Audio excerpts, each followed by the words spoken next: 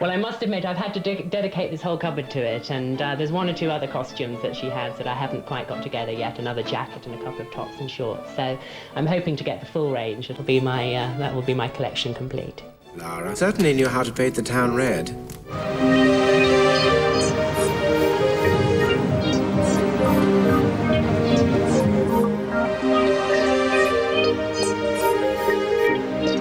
And I must admit, actually, the Lara Croft costume is a very good thing for going clubbing in, particularly if they've had a few drinks and they've been celebrating. They cannot believe their eyes.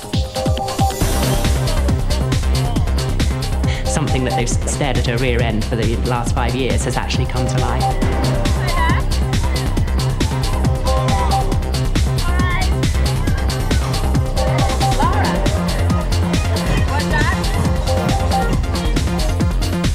They do tend to come up to you, but normally after a usually cheesy line, they don't really know what to say. They are a little bit taken aback. Lara Croft is a lady. She's polite. She would never be rude to anyone. She wouldn't be aggressive to anyone unless they threatened her. So certainly I tend to be very polite, but politely say no.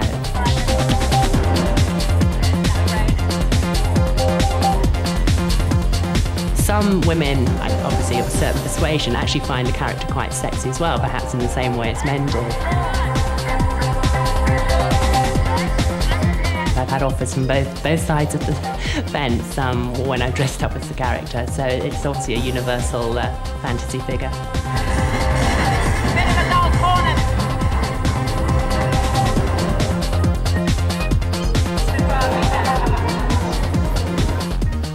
People always ask me, particularly when I'm out clubbing, or what have you got in your backpack? Because they half expect me to have all the things that Lara Croft carries. And I do indeed have a medical pack, a fizzy drink, and even these night flares. But the most useful thing that I found that I keep in here is one of these space blankets, which means that you don't have to take a coat when you go to a nightclub and queue up for the cloakrooms. But you've got this, and if you're waiting for a taxi at 2 o'clock in the morning, you can wrap yourself up in this aluminium blanket, and it keeps you really warm. Miss Croft did enjoy her little games. Some people dress as Lara for a hobby. Others do it as a job. Lucy Clarkson is one of a succession of official Lara Croft look-alike models who represent the character at trade fairs and product launches. The #1 rule has always been that the look-alike model, Lara Croft, can't speak in costume. It seems bizarre to have such a rule, but it was our only way of controlling and making people realise that Lara Croft is not real. It's, down to me to ensure that the guns are held correctly. It's one of the first things that people will spot a mile away if a gun is facing down. But it's down to me and to the model to ensure that it's held almost like a man or someone with experience.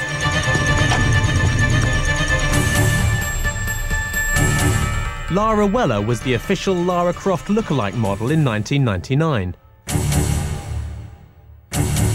I was coached to do the movements right. There was this particular way of, taking guns out and the walk. I mean, she stands in a particular way. I was not allowed to drink or eat in public.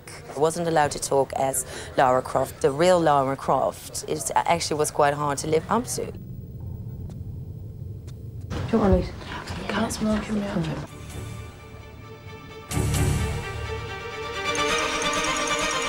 I personally don't think any model could be a Lara Croft look-alike. The catwalk models, they're very slim, very waif-like. Often these girls are so slim that there aren't any kind of assets there. Their physique is kind of the first, strongest aspect that we're looking for in every girl. She needs to have the athletic build, the strength, the definition in the body. Obviously, there's certain assets. A bit more over this way. That's it. Well done. We're looking at something kind of, you know, the legs slightly apart, along the lines of a cowboy, but putting that kind of soft, sexy, feminine touch to it.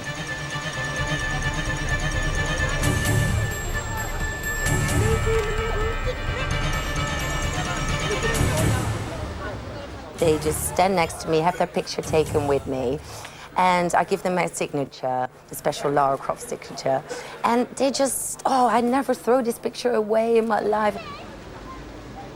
A lot of men, they, you know, when they see the real life Lara Croft, I mean, you never know what some men might do. Absolutely wonderful. Very impressed. It seems as if everybody loves Lara. Well, not quite everybody.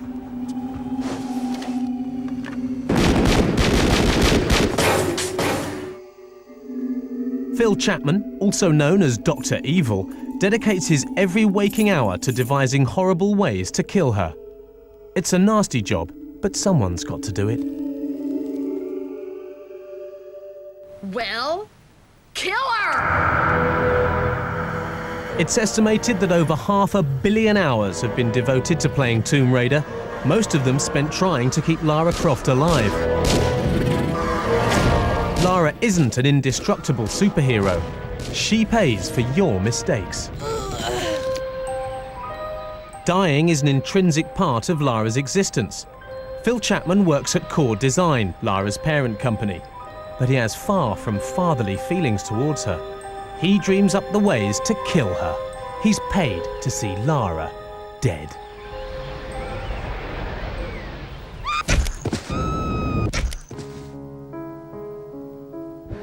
Always thinking of ways to kill her.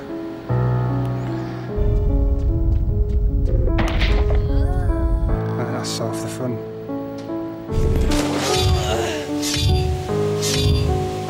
Everybody else is trying to save her. I'm trying to do her in. The actual, some of the ideas come from, it's not like from nightmares or anything like that. It's just somewhere in there.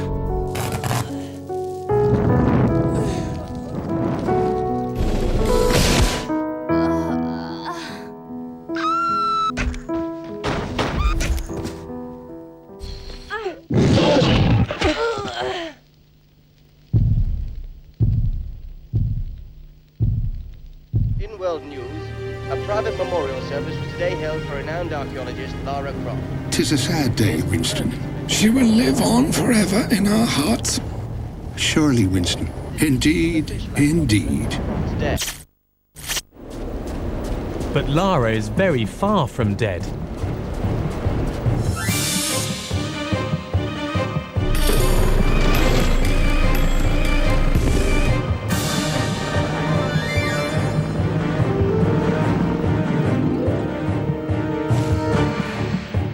As anyone who hasn't been buried down one of her tombs will know, she's been turned into the star of a Hollywood blockbuster. But how can you recreate a woman who lives only on a computer hard drive and in people's imaginations?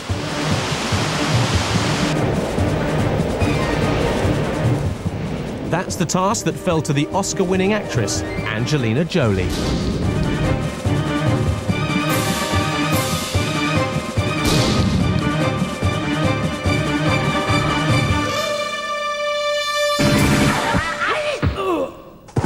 She winks and she's cute and she's silly and she's, you know, got a bit, she's just a bit naughty, which I love. Pardon me? She isn't angry. She's playful. Thank you. But it's one thing to know what a character is like, quite another to play her in a way that convinces audiences, and especially hard-to-please Tomb Raider fans.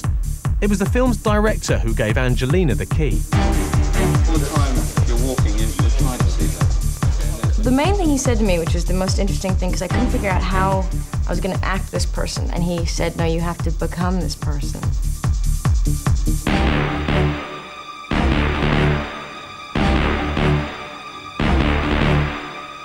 You're going to be living like her, you're going to do the things she does, so we're going to train you.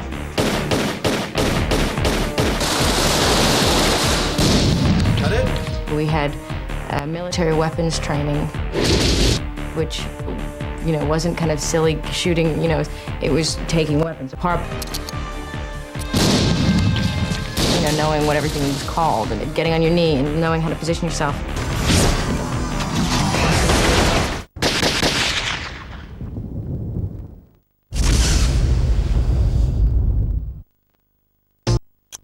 Nigel has just been asked a question which could win him and his friends £25,000.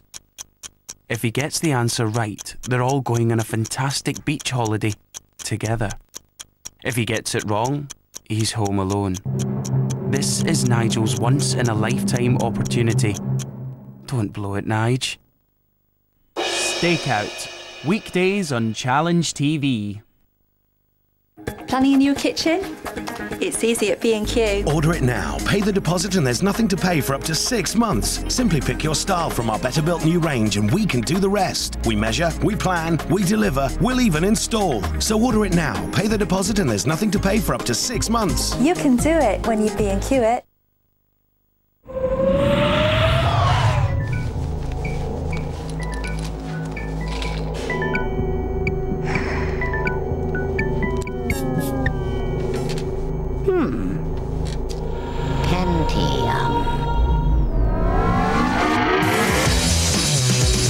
Discover the most amazing digital music and video with the Intel Pentium 4 processor, the center of your digital world. At Eclipse, we love talking holidays, and we love passing on the savings when you book direct. Because we know all our destinations inside out, we know what we're talking about. Call 0870 01 02 034 for your brochure. That's 0870 01 02 034.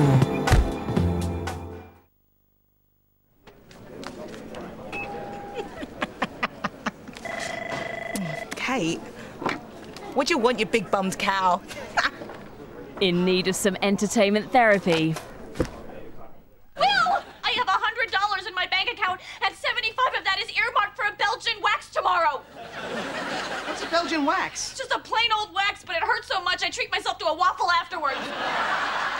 Living TV, entertainment therapy.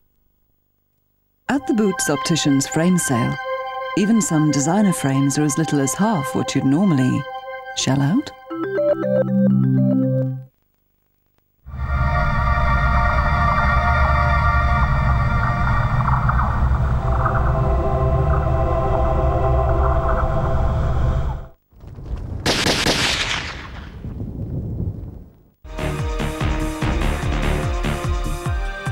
And they'd set up things all around the place, and things would flip around. I'd have to duck and dive and roll. I had to learn some things that she does that now I can do them. Probably unless you practice it, nobody can do those. They're her things.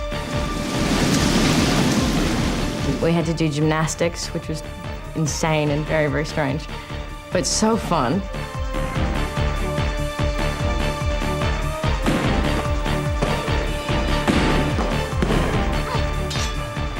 My diet changed and my sleep habits. I mean, they had me on a schedule. Even, 3 months before filming, I was waking up at like 6:30, eating the same thing every day, going to sleep at the same time every day. So you were on like a clockwork.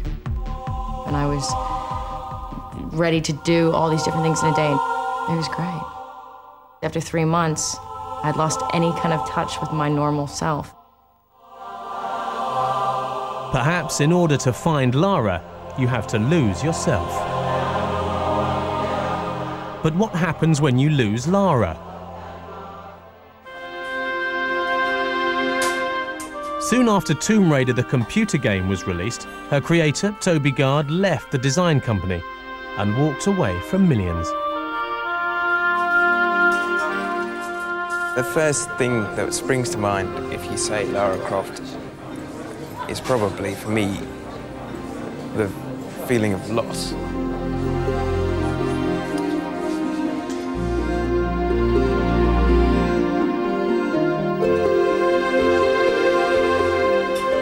because I left immediately after Tomb Raider, and because that means I wasn't really there for when it really, really took off, I kind of feel sad in a way. I don't feel sad about the money, because I don't know, it's not really about the money. It's not for me anyway. I just wanted to make a game that people would enjoy. I know that sounds really soppy, but it's true. I mean, money's nice, it can get you extra things, but I don't think that's what it's really about. I have to remain detached because I know I have no control over what happens whatsoever. I've given up on feeling protective about it because the character just doesn't belong to me anymore. From a pencil sketch, she leapt to international fame, seducing us with her possibilities, blurring the boundaries between reality and imagination, always willing, always what you want her to be, always in your hands. But perhaps the real reason for her hold on us is that the real Lara Croft will always be just out of reach. Next tonight on Discovery, we'll be looking at the massive influence vodka has over the lives of the Russian people, be it through money, power or happiness. Join us for a shot of vodka after the break.